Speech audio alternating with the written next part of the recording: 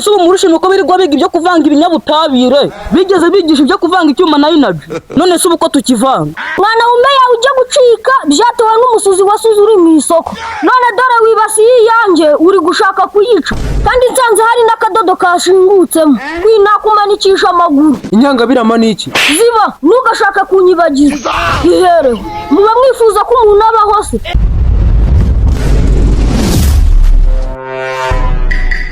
ariko Sarisa niba hari ururimi rugoye kandi benshi bazi ko rworoshye Sarisa ni ikinyarwanda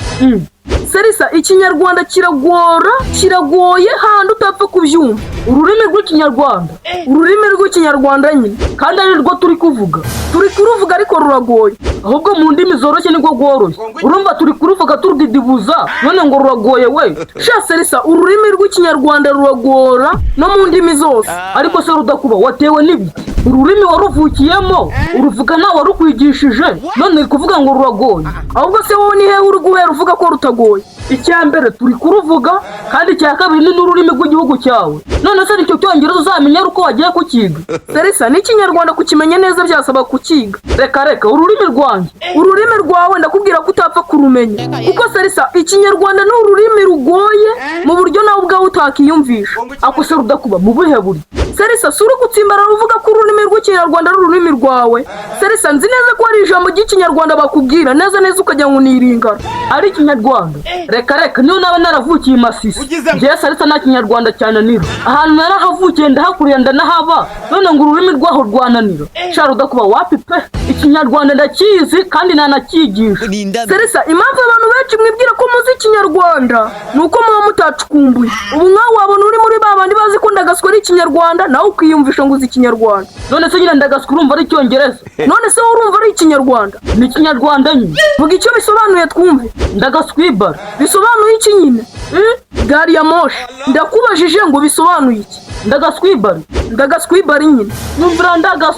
ndagaswibara gusa urumva bidasobanura ngo nyumvira nabyazi none kumva ariko bisobanuye atari ko bivugika iyo nyumvira nabyazi urumva atari cyo kinyarwanda ariko ndagaswibara urumva ko ari ikinyarwanda ikihe kinyarwanda nyine ko ari byo ndi kukubaza none se kuri gupinga urumva ari uruhe rurimi ngaho mbwira urumva ari icyongereza urumva ari igiswahili urumva ari uruhe rurimi nyine abantu benshi mwiyumvishe ko muzi ikinyarwanda mukoresha ibyo mutazi iyo biva ariko nacyo ni ikinyarwanda nyine njye nakubajije ni ikinyarwanda cyavuye cy'ururimi bavuga ariko Sarisa ubu ndagaswi wayibara nk'ururimi abantu bavuga none se ni ururimi abantu bahebeba ni ururimi abantu bavuga kandi rw'ikinyarwanda vide nawe nta kinyarwanda wiyizi kuko ubaye uzi ikinyarwanda nyakinyarwanda ntabwo uba wemeje ko ndagaswa ari ururimi ntabwo nzi ikinyarwanda Sarisa ntacyo wiziye ni ukuri kuko niba uri muri babandi bakoresha bya ndagaswi n'ibindi bigambo byinshi bidafututse rwose mubaze ikinyarwanda ntukanibaremo ubu se kumena amata utabishaka babyita ngute nyine ubuyame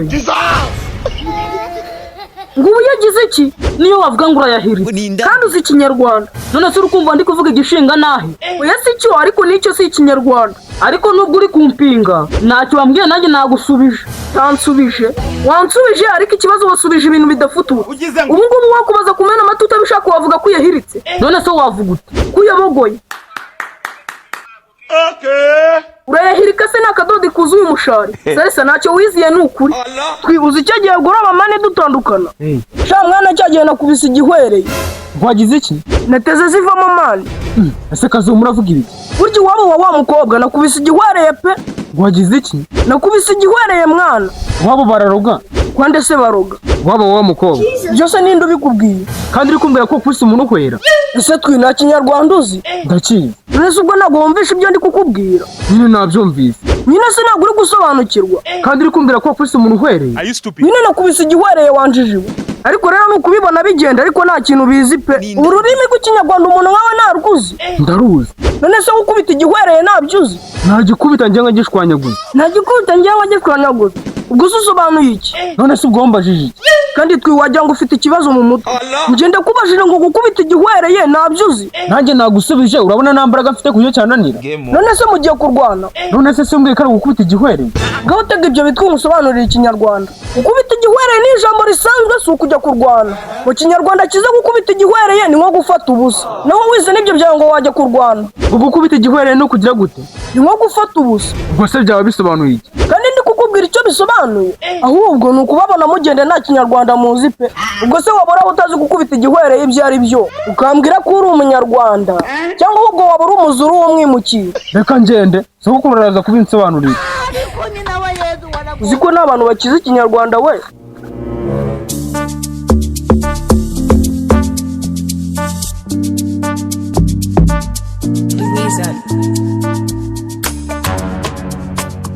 bimeze bite isawa muzi ibintu kazungu wahoze ambeshya ni ibiki ibaza arambwira ngo mwijoro akubise igihwereye gusobanuje arambwira ngo ni ugufata ubusa ngo no kugira iki ngo ni ugufata ubusara ahubwo unyumvire abo ni bamwe batazi ikinyarwanda ngo umuntu yakubise igihwereye ngo yafashe ubusa mbega ikinyarwanda we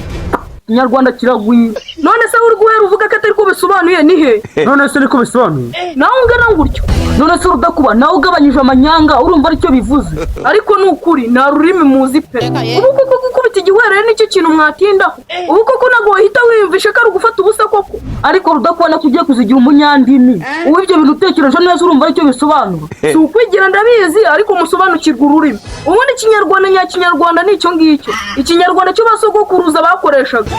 ndabaza sogokuru ko ari byo wowe umubaze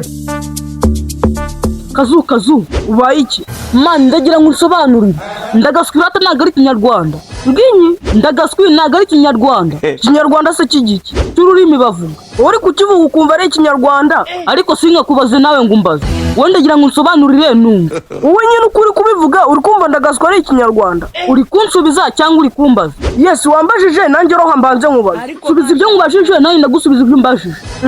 nyine ndagaswi ni ikinyarwanda si ikinyarwanda ushingiye he kuko atari ururimi kandi rero maze kubahaga iyo wifashe ukavuga ngo ndagaswi si ururimi uba wumva ari igufwa ese sarisi ibyo uri kuvuga urumva bisobanutse bidasobanutse ndagaswi urumva atari ikinyarwanda ngaho bifata uko ubyumva oya nyine nsobanurire njyewe singamije ko dutinda mu magambo kandi nicyo ngamije si ukugira ngo dutongane wowe nsobanurira numva impamvu muri kuvuga ko atari ikinyarwanda ariko se sarisi nawe uretse gukabya kuba mu wa mbere wize wigize wumva interuro irimo ndagaswi none si ibivugwa byose cyangwa ibyo dukora nuko tuba twarabyize nyine ndakubajije wigize wumva interuro irimo ndagaswi none se ubu murushimwe ko birirwa biga ibyo kuvanga ibinyabutabire bigeze bigisha ibyo kuvanga icyuma na inaji none se ubu ko tukivanga none se ibyo urumva bihuye n'iby'ikinyarwanda bidahura si wari ukuzana ibyo kwiga se ariko wowe umenye ko icyo atari ikinyarwanda nyumvira ndagaswi ngo si ikinyarwanda mwebwe nta ndimi mwiyiziye rwose